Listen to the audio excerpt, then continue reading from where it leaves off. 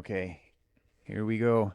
What's going on, everybody? Welcome to another episode of the Friday Morning Freestyle. Before we get started here, I just want to let you know if you see a featured link at the bottom of your screen, you can tap that to see everything we have to offer, including this coming Sunday's live stream on YouTube. You can also find all our audios wherever you listen to audio podcasts. And a good way to start looking for that is that featured link at the bottom of the screen. If you're watching this on YouTube, it's in the description. So without further ado, we will get to today's guest, returning guest, Zach Drew. I always have to stop and think, like, is it Drew Zach or Zach Drew? Well, I've never met anyone with the last name Zach, but Well, that might be true, but that doesn't make my problem any less of a reality. I know, I get it all the time. So welcome back, and welcome to the Friday Morning Freestyle. Welcome to the Hard Knocks Talk studio. How are you this morning? Doing well. Excited to be here. Glad I can come back and talk some more. I had a lot to say, and it just went by so quick. I didn't get to get it all in. Well, I saw at the end of last show, it was like when I said, "Oh, well, that's it." You're like, you had this sadness in your eyes. You're like, "What? I didn't even get really to the good part yet." Yeah, no, I managed to talk about all the screw ups I did, but Yeah. my main thing was to come on here and kind of just promote some recovery stuff. And I don't know, it is always good to kind of tell where you came from and how you got to where you are. And I appreciate revisiting those stories because it keeps me connected to why recovery is so important. So it's always good to share it, but I also like to talk about, what's been working. So hopefully we can hit some of that today. Well, whatever you're doing, something is working, because I knew you were here before I saw you. Your bass was thumping outside my house. Oh, I tried to turn it down. Sorry about that. Oh, that was just low volume, Zach's like. So that was medium. Shoot. So, if you want to check out if you want to check out Zach's story, his backstory, you can find it also on all our audio platforms: Apple Podcasts, Google Podcasts, wherever, YouTube. But tell us just a little bit, for anyone who might not have seen it. Just tell us a little bit about what brought you into recovery.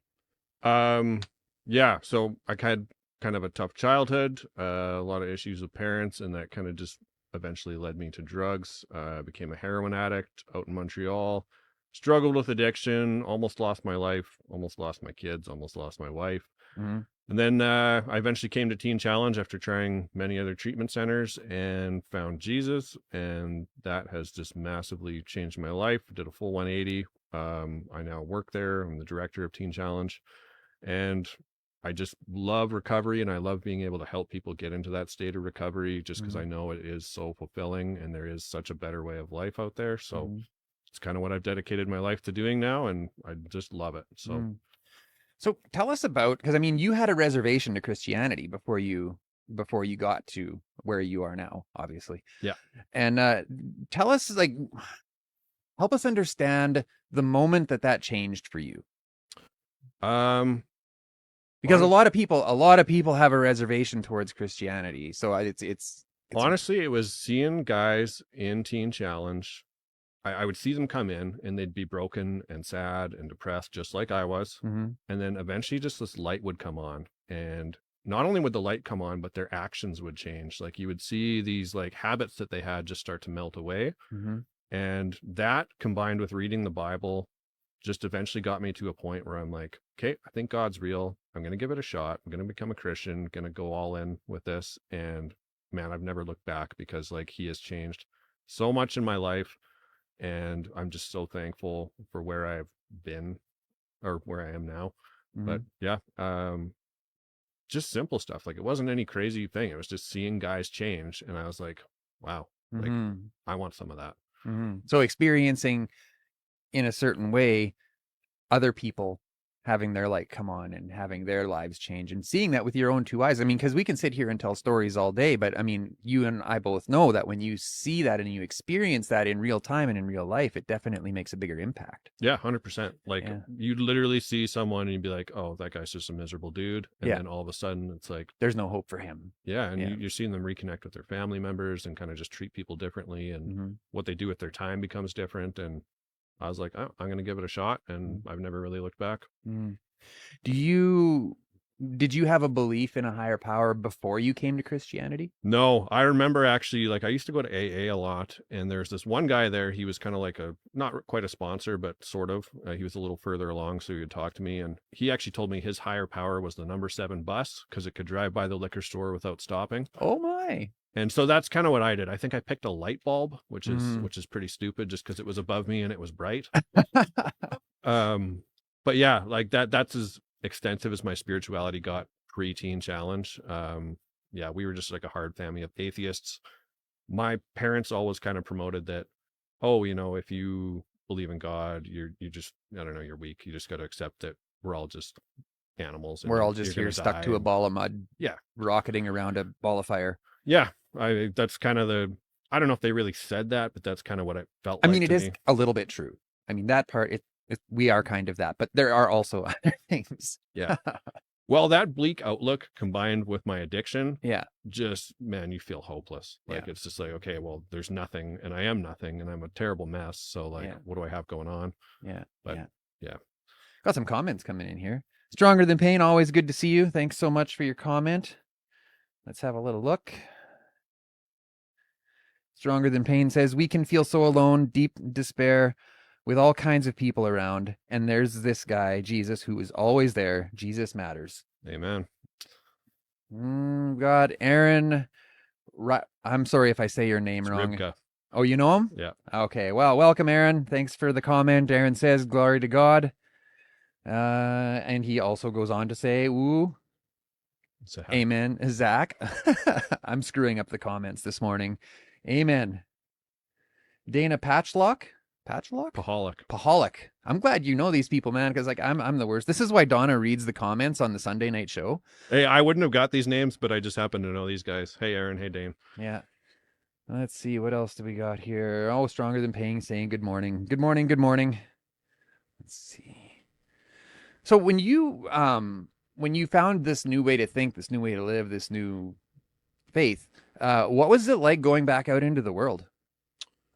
It was a little hard. Like, my like parents and kind of aunts and uncles and like that, they're still not Christian. Mm-hmm. So my majority of my circle is non-Christian.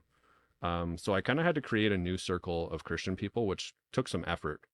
So some of those guys were guys I did Teen Challenge with. Mm-hmm. I walked side by side with them the whole program, and they've made like a huge difference in my life to just have that kind of connection. Was one of them Rob Krauser? One of them is Rob Krauser. I want to bring awareness to the amazing nickname that Rob Krauser has given me. He's calling me Blow Rogan now.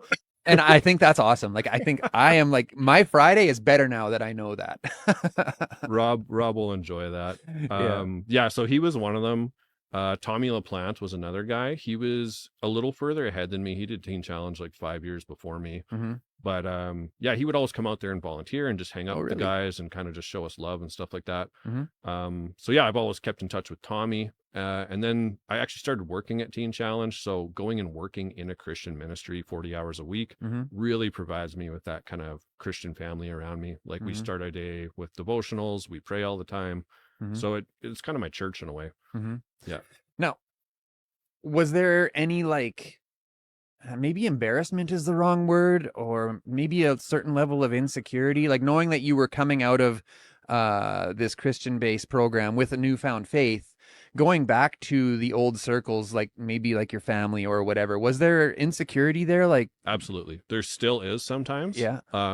Like, I went out last week to go visit my aunt who's on her deathbed, Mm-hmm. and like part of me would just wanted to like tell her about Jesus and be like, hey, like, accept this, but like it's so hard for me to get it out because no one in that circle, like, I can tell they're not there. So it's, yeah, I do struggle with that once in a while depending on who I'm around, but Mm-hmm. yeah, it's hard to be bold with your faith sometimes. I know you Mm-hmm. should be, but Mm-hmm. yeah, I don't get it perfect every time. Yeah, well, none among us, right? That's right. So, and we get that sometimes in the comment sections on our social media platforms, people coming on and saying that you need to do this, you need to accept Jesus, you need, and like, I don't know if I really jive with like, you need, is it like that? I've never been forceful with that. Like, even Yeah. at work, Yeah. like, I mean, we're very much a Christian place. Like if you go there, you can tell, oh, this is a Christian organization. Yeah. But we're never telling guys like, hey, if you don't do this, Yeah, you'll go to hell or or whatever. we'll like, like you can go through our whole program and not become a Christian and still graduate and get your certificate. Mm-hmm. There's so many other aspects in Teen Challenge that are useful for guys. Mm-hmm. I mean, obviously, I would love if they were able to get what I got out of faith and Mm-hmm. following Jesus, but I mean, that's their own personal walk, and I never Mm-hmm. try to force any of that on anybody. Yeah, yeah. Well, and that's like we don't Hard Knocks Talks tries to stay separate from, like, we try to be a neutral platform, Yeah. right? And I think it's important that we talk about our experiences as they relate to us. And if somebody else likes what they're hearing, then they can ask more and build a relationship and all of the things. Well, I look back to how I became a Christian, and it wasn't because someone was like adamantly being like, dude, you need this. Like, you Mm-hmm. have to do it. Mm-hmm. It was because of my observations. I was like, hey, I kind of like the way that guy's living his life. Mm-hmm. Maybe I should try it. Mm-hmm. And that's kind of the approach I take, just because that's what kind of worked for me. Well, and that's maybe why the anonymous fellowships say it's about attraction, not promotion. That's right. So, and I can get behind that, you know. Yeah. Well, and So, who am I to say what someone needs? Like, I don't yeah, know what's going on in their head. Like, maybe yeah, that's the last thing they need, you know? yeah, yeah. Oh, we got Jess T2 in the chat. What's going on, Jess? We need to connect. We keep on threatening to get her on the show, and we'll get you. Anyways, what has Jess got to say? Let's see here. Huge love for TC. My brother is there, and I'm so grateful such a place exists. Oh, so now you're reading the comments? Well, I wanted to give it a try. It's good, isn't it? It's fun. Yeah, you're probably better at it than I am. All right, I won't read any more of your comments. No, it's okay. It's okay. So, tell us a little bit more about, once I want to hear about your journey after Teen Challenge into recovery. Yeah, You sure. established your place in a Christian community. Did you continue to go to meetings? Were you active in the anonymous fellowships? What did that look like? I did counseling for, I think, probably about the first year I was out, and I just went and accessed free counseling at mental health and addiction services. Mm-hmm. I actually just randomly got paired with a Christian counselor, which I'm going to say is God at work. But yeah, I just kind of told her where I've been, and she's, oh, Teen Challenge. She's like, I'm Christian too, and Mm-hmm. that worked really well for me. So I did do that. I also tried Celebrate Recovery. I tried to volunteer at Teen Challenge until I worked there. But yeah, I tried to continue to do some of the things they taught me there. Mm-hmm. Like counseling's part of our program. So I was like, I'm going to keep that up, because obviously there's going to be a lot of stuff that's going to come up leaving an addiction center, especially after being there for a year. Mm-hmm. Like, you kind of just get used to being in this safety bubble. Mm-hmm. And then all of a sudden the bubble's gone, Yeah. and you're out in the real world, Yeah. and you have all these feelings, and I'm trying to put back a marriage. I'm trying to like learn how to live with my kids again. Mm-hmm. So it's very stressful. And Again, or for the first time? Again. Yeah, we had lived together, and then I had gotten separated when they were quite young. And then, they lived without me for almost 2 years. Mm-hmm. So they had to also learn to live with me, Mm-hmm. which is tough. Like, well, what I mean by that is, we're it's like we're learning everything again for the first time when we enter recovery. Like you have a different lens on reality now. And you have to learn how to live that way. And sometimes I look at things like with the relationship with my son, like I feel like because of the lifestyle I led for so long, I'm growing and learning right alongside him. Yeah. Well, and my wife has said multiple times, she's like, when I married you, I actually married a different person than I'm married to now. So it's kind of like she's gotten 2 husbands out of the deal. Tell us a little bit about that, about building, like, in a way, about building a brand new relationship with your wife. Honestly, it's probably been one of the most fulfilling things since I've left recovery. Mm-hmm. Is because now I can actually have a relationship that's based around honesty. It's based around respect. It's based around truth. It's not based around me just kind of getting what I need and hiding my addiction and like these little lies I've kind of spun to keep everything afloat. Mm-hmm. But it's actually based in truth and honesty. And like, I have a hard day. I can go home and rely on my wife to be there for me. We cheer each other on, we pray with each other, we try to help each other out in any way we can, and it's been so fulfilling. It's been a lot of work. I did a lot of damage to her, so to be able to fix all the damage with the skills I learned in treatment and be able to be patient and just be like, hey, like, she's upset, but she hasn't been away for a year. She's been like keeping everything afloat by Slugging it out. herself. Yeah. So she needed like about 2 years to kind of get her stuff in order after I even came back. It's like when you leave recovery, you're likely going to help your partner recover too. Like you're going to have to be Mm-hmm. strong for them as they go through that. Mm-hmm. So yeah, Yeah, it's definitely a family experience, isn't it? 100%. Yeah. The saying, I don't know why everybody's so upset, I'm only hurting me.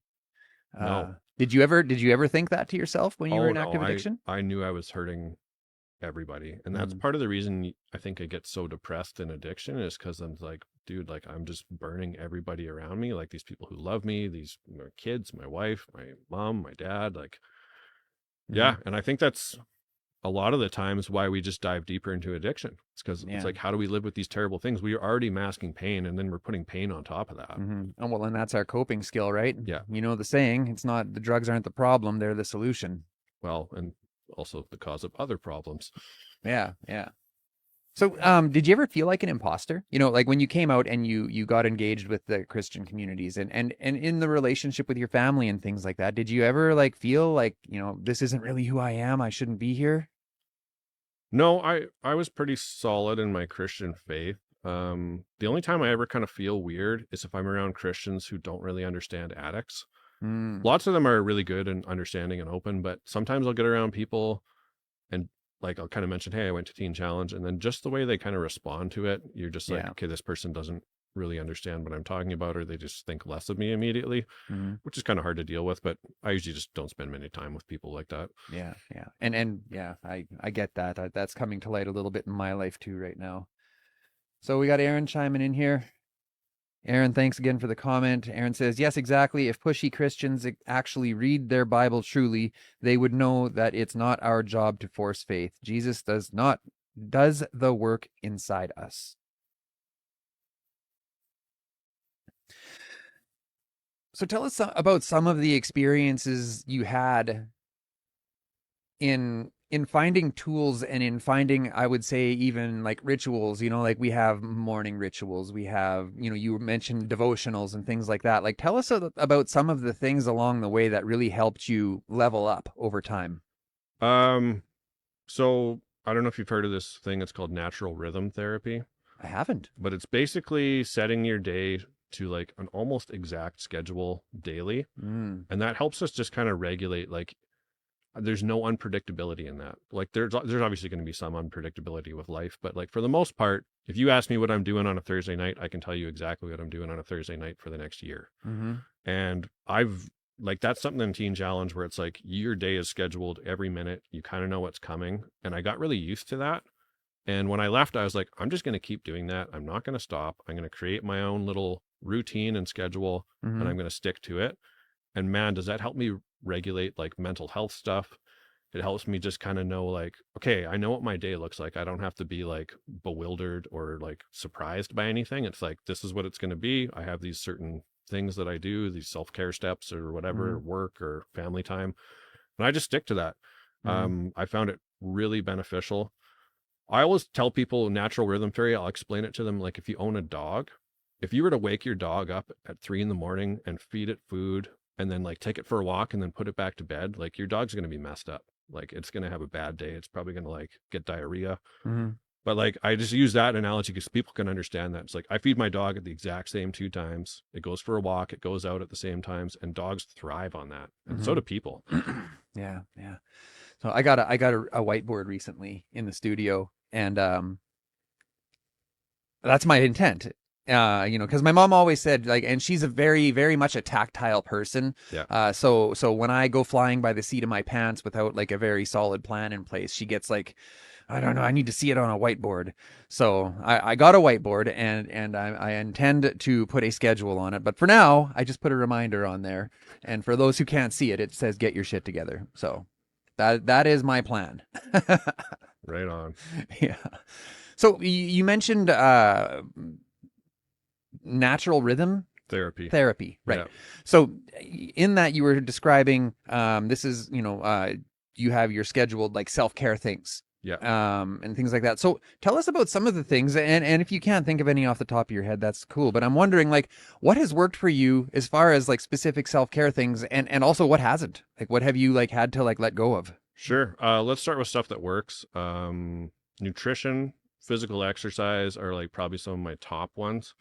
I struggle with depression, ADHD, a bit of bipolar. So I found that really helps to just regulate my mood. Like I'm really big on nutrition. I go to the gym 5 times a week. If I'm not in the gym, I'm out for a walk or a bike ride or something like that. Like I just need that physical exertion. Mm-hmm. I found that pretty much cures my mental health stuff. I mean, I obviously still have bad days or days that are out of hand, but I'm actually aware of my symptoms now. So if something comes up and I'm like, hey, this day seems like it's going to be out of hand, like I'll just, if I can take the day off, I will. Or if I just say, hey, I need to go do some me time to my wife, like, she's totally understanding of that. Mm-hmm. Prayer has been another big one. That's usually something I do in the morning when I'm alone. Like I wake up before everyone in my house and just kind of set the tone of the day. Like, just God be with me. Like, I'm kind of worried about this. Like, just help me with that situation. Or, if I'm trying to like stay disciplined or on something, I'll just be like, give me the strength to kind of get through this discipline thing that I'm trying to add to my life. Mm-hmm. So that's another big one. Bible reading or devotional, something like that, just to So kind of for anyone who might not know, describe what is a devotional? devotional. Like I do them all the time, but it's basically like they'll take a little snippet from the Bible. They'll give you something to kind of think about, like just a generic topic for the day. And I usually just take something from that and I'll be like, this is going to come in use for me later in the day. And I'll kind of just meditate on whatever it is. Mm-hmm. But yeah, it'll just be like an idea, usually a biblical idea. And he'll kind of just write about it, explain it, break it down. And you just are supposed to kind of carry it with you through the day. But Mm-hmm. yeah, it's similar to like a meditative reading or like, what's that word? Affirmation, stuff like that. Like Mm-hmm. it's just something positive to set the tone of your day. Mm-hmm. So what do you say to someone when they come into the program and they're resistant to the idea of Christianity? Honestly, I don't really say anything. I'll try to talk to them, find out who they are. I might connect with them over other interests. I don't think I've ever pulled someone in my office and been like, "Hey, how come you're not Christian yet?" Like that's just not what I do. I don't know. Like some people, they'll come in our program day one. They're like, "Yep, I'm Christian now," and Mm. and that's awesome. And Mm-hmm. then some guys, they'll come in, and I think we had one guy who didn't become Christian till a month before he finished. So 11 months in our center. Mm-hmm.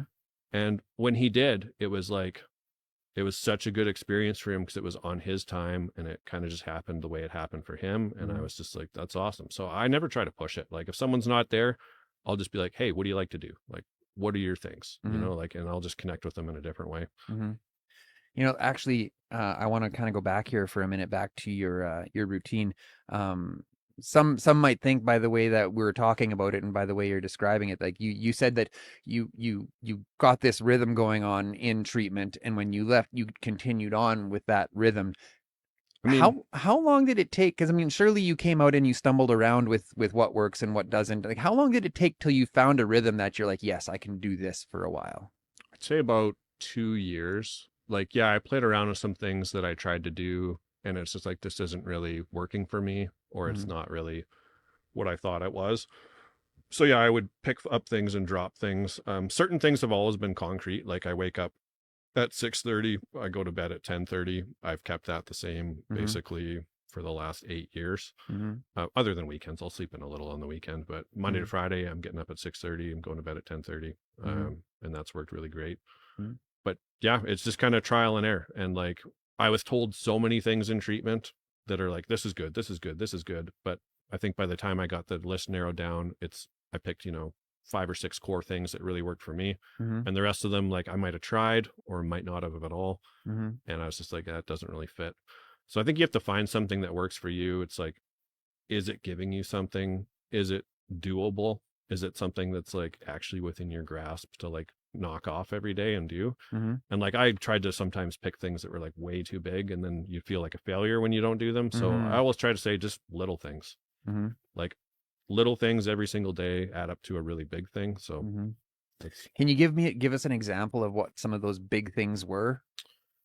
like committing to too much like extracurricular stuff in the evenings. Like, Mm. people would be like, "Oh, come to this group with me," or like, come volunteer here, or like do this. And like I have to balance everything with family time. Yeah. So, I already give 40 hours of work or a week to work. Well, plus the So drive too back, because how far is Allen from here? it's about 45 minutes. Well, that's a fair amount of driving every day. Yeah. Yeah. So, I mean, all said and done, I usually leave for work at 7 and get home pretty close to 5. Mm-hmm. So, I mean, that's a bit of a longer day. So, yeah, eventually I just had to really balance my own self-care routine with also my kids and my wife, because, kids need time and they need that connection factor. So, Mm-hmm. it's all about building something that's going to balance well. Like if you ever feel like, oh, 90% of my life is this, and I only have 10% to give to the other stuff, you've got to cut down that 90%, I think. Mm-hmm. Yeah, I'm actually getting to that place too. You know that feeling, it doesn't seem to matter, and maybe you can relate, but for me, it's like I'm always looking for the next mountain to climb, and Absolutely. like as soon as I make an achievement, like it's already not good enough, that, and maybe that is something that I need to work on, but this is, I get this like it's never happening fast enough, and that I was working myself into the ground, building this studio and doing all of the things over 2 years. I have come to a place where for my health, like I need to slow down. For my family, I need Yeah. to slow down. For my family, I need to take better care of myself, because if I don't take care of myself, I'm just not a very good person to be around. Yeah. I maybe go out and do like extracurricular stuff maybe once a week, if even. Mm-hmm. Like most of the time, my evenings are I go to the gym with my wife, I hang out with my kids, we eat dinner together. Like I tuck them in. We usually like I'll take them out for a walk or something like that, and that's perfect. Mm-hmm. Like to me, that is self care. Mm-hmm. Like being able to be a father and a husband and have that Mm-hmm. kind of stuff. Like that's a big part of my day. You mentioned a little while ago that you pray with your wife, and Yeah. now, was she Christian before you went to Teen Challenge? No, and I would only call her about 50% Christian. I mean, she got, There's a scale. yeah, totally. Yeah. She's not really into reading the Bible. Yeah. She's not, huge on church, but like she's definitely believes in God. Like Mm-hmm. she told me that. And she started her belief in God, um, kind of more so when I went through Teen Challenge, Mm-hmm. just because she saw the change in me and she's like, this is crazy. Like what happened? Mm-hmm. But yeah, like, I pray for her all the time, or she'll call me and say like, hey, I got this big thing happening. Like, can you pray for it? And yeah, so we kind of have that vibe going on, and I really like it. Hmm. So what else did you want to talk about? You mentioned there was some things. Um, Man, exercise and nutrition, like that is probably the biggest thing that I think people can add to their lives that isn't that crazy. There's so many different types of either like I go to the gym and like lift weights, but like lots of people don't like that. But like there's so many different things. Like that's something we do promote at my work too, is to keep physically active because it makes such a huge difference. Mm-hmm. Um, yeah, I don't even know where I would be without that because like even if I go on vacation and I kind of lose my workout routine, I'll notice within a week Mm-hmm. like how I feel, my energy levels, like kind of my mental health stuff flares up.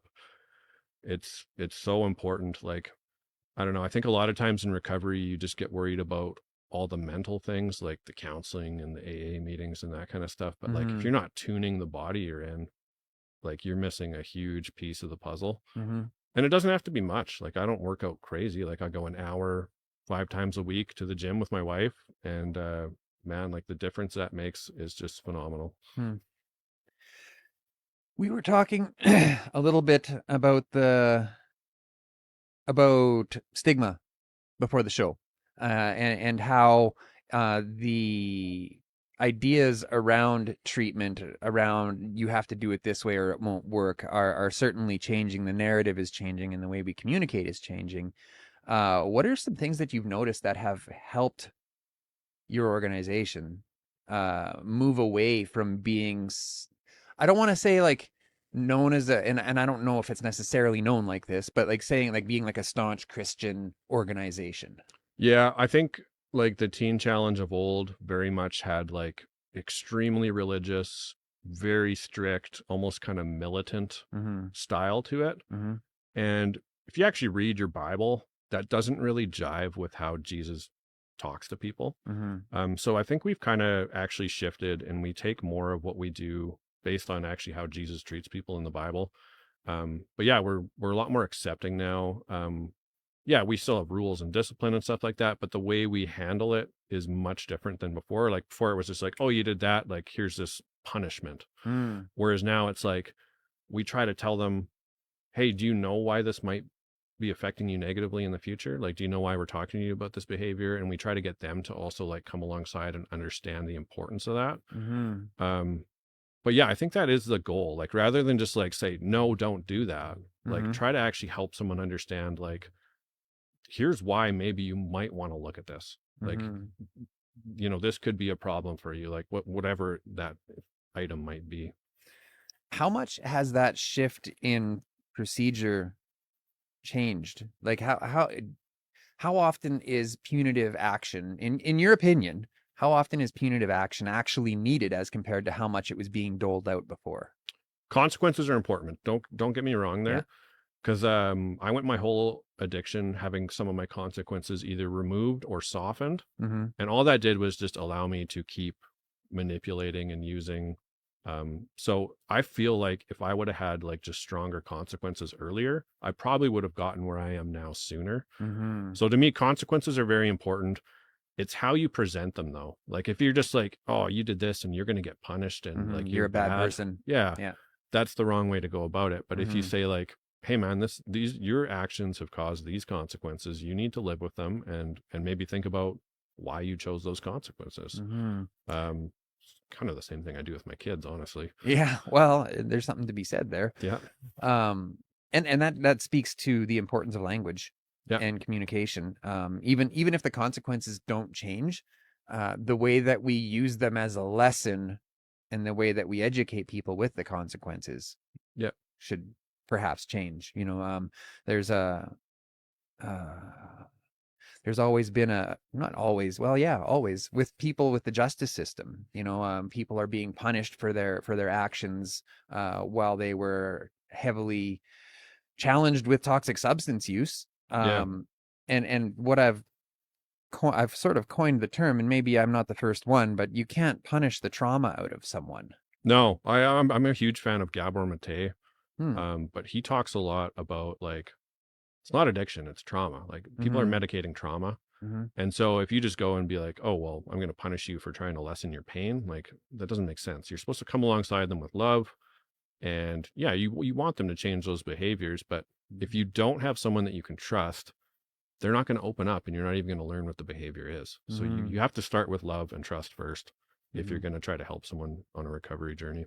Mm-hmm. Brent Kruger says mental health, spiritual health, and physical health are absolute key for recovery. Agree. I would also add emotional health. I think that's the fourth piece of the medicine wheel there. Mm-hmm. Oddly enough, that medicine wheel is what got me to go to Teen Challenge because Calder Really? did that all the time. So we'd do this little session where they would have sorry, not Calder, Larson, Mm-hmm. but they do this medicine wheel thing, and it was those four things: mental, emotional, physical, spiritual. Mm-hmm. And I'd always be rated pretty good in mental, physical, and emotional, and then spiritual, I'd give myself a 0 because I You'd was give like, that to yourself. yeah, I was like, I Okay. don't have any spiritual life. Mm-hmm. This is obviously in my addiction.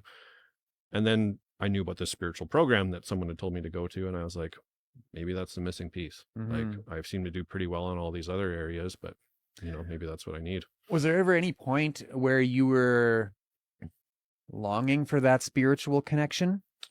I Like when think you when you gave yourself a 0, were you like saddened by that? no, at the time I wasn't, but if I look back now, I was longing for that spiritual connection my whole life Mm. because I don't know, the way I was living was like, if you make a mistake, you now carry that mistake for the rest of your life. You're not forgiven.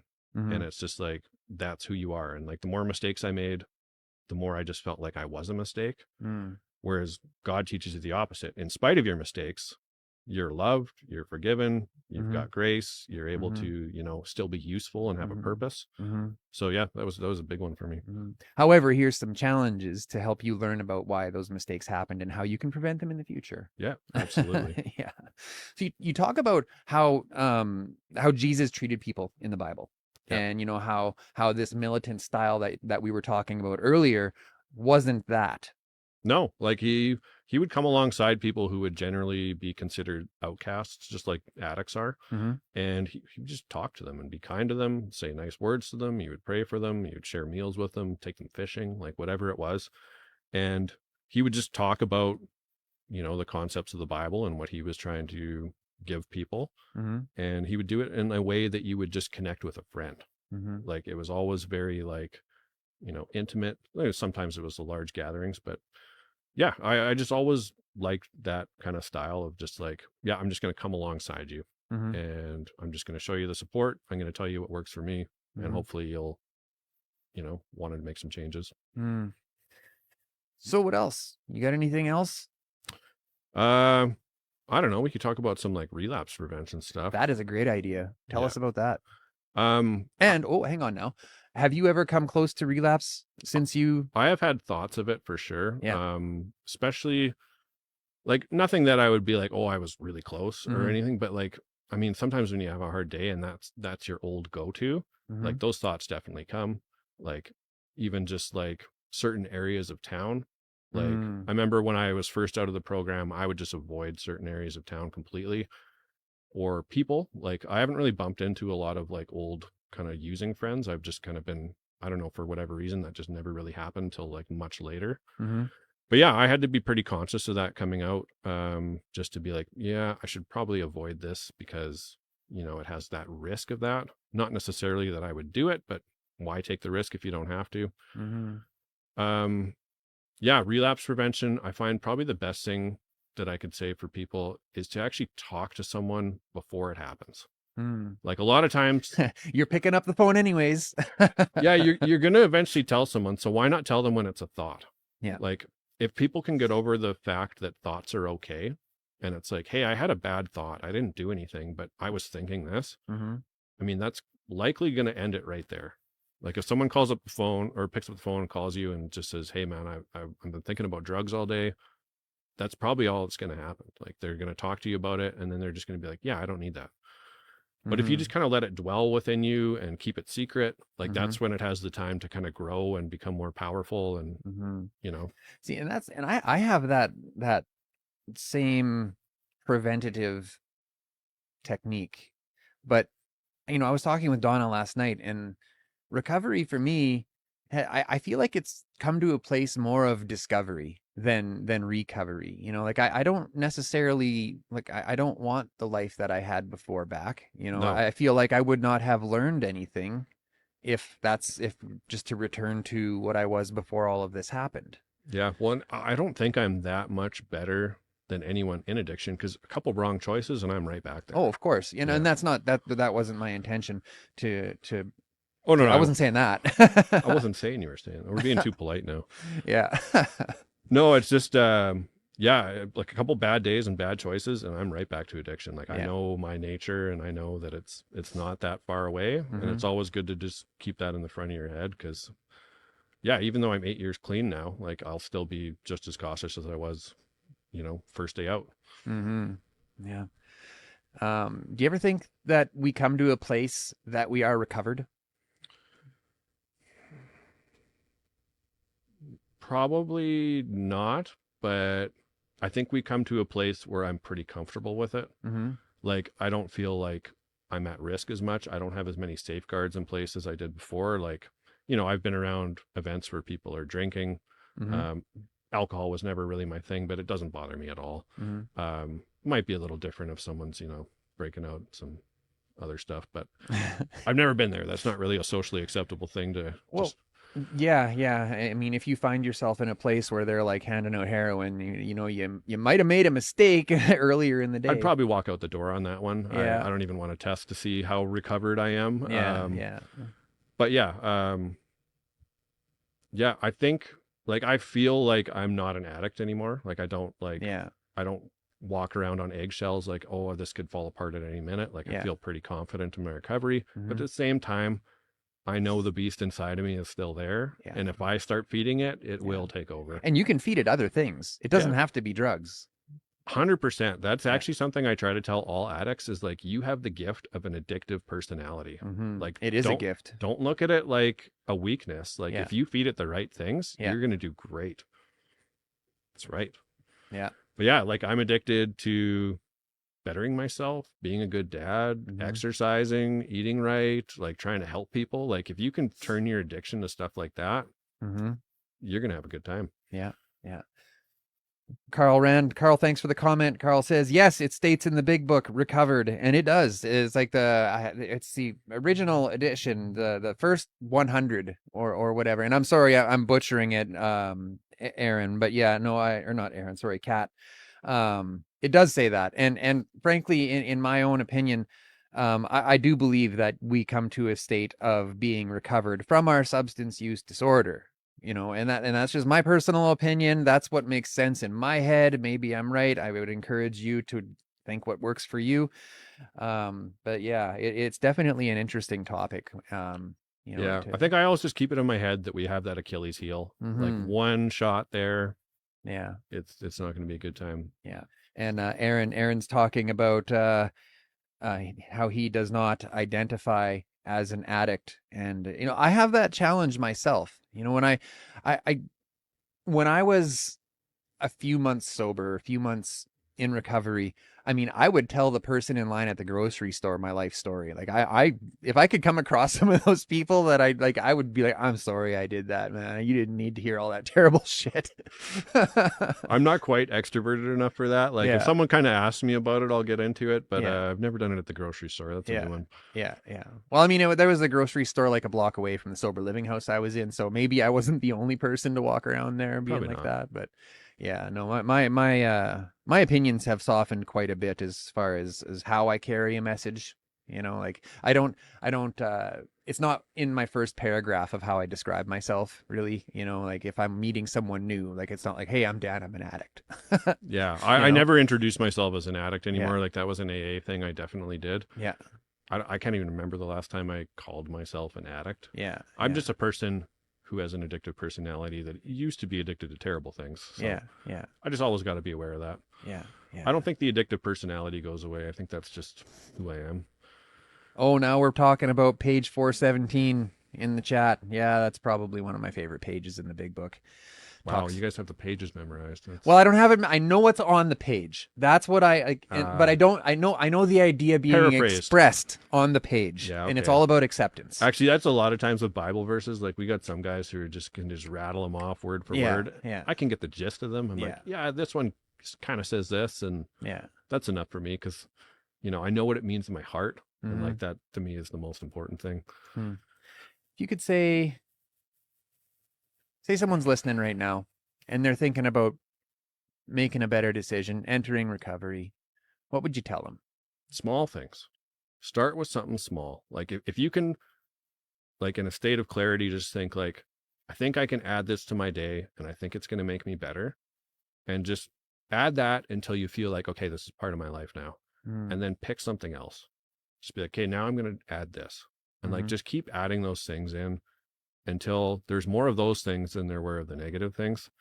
I still do that to this day. Like I don't ever feel like, okay, I've made it, so I can stop trying to add things to my life. No, Mm-hmm.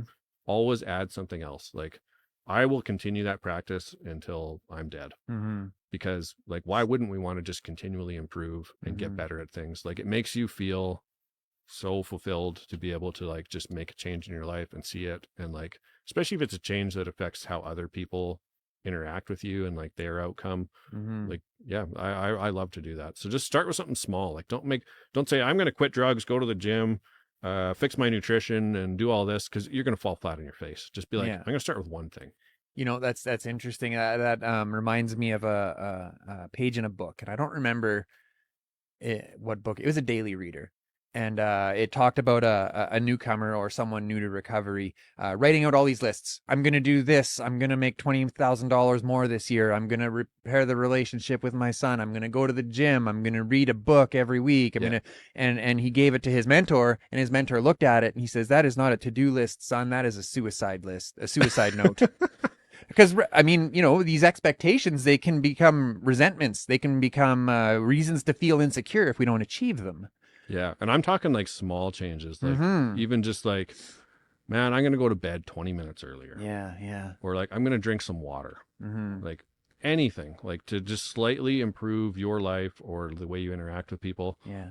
Just pick it up, try little things, and then Yeah. once they just become automatic, Yeah. add something else. Yeah, and we're talking about adding. I mean, let's not forget to talk about maybe taking away. Oh, absolutely. Yeah. Yeah, like maybe That's like take away one little thing every day. That maybe don't walk down that street today. yeah. You know, that you know where that house is or whatever. Yeah. You know. So, anyways, Kat says it's a journey, not a destination. 100%. 100%, Kat. Thanks for the comment. I think that's it. I Okay. think we did a good job. Did we cover everything? Yeah, there's one other thing I wanted to say. Absolutely. I don't know. I see this over and over again, but people who get sober do really well when they start helping other people find that. I know I don't actually know where I would be if I didn't kind of get into the industry I'm in, but Service.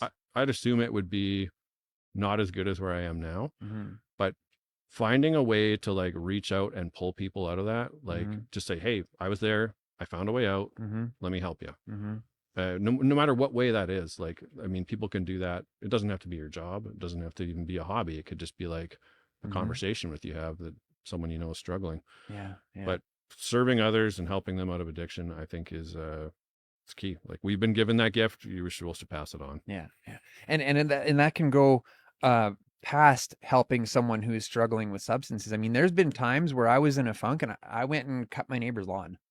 Yep. You know, just do like serve community. Yeah. You know, it doesn't always mean that we have to go and find someone who's on knocking on death's door. Yeah. That's good to do that when you can, but Just acts of kindness. take your dog for a walk. You know, Yeah. that's an act of kindness. That is service. You know, and that speaks to canine therapy. Having that in your life, that something that needs you. Yep. Right. Absolutely. It's Oh, really- I love pets. Like, Yeah. yeah. Cool. All right, Zach.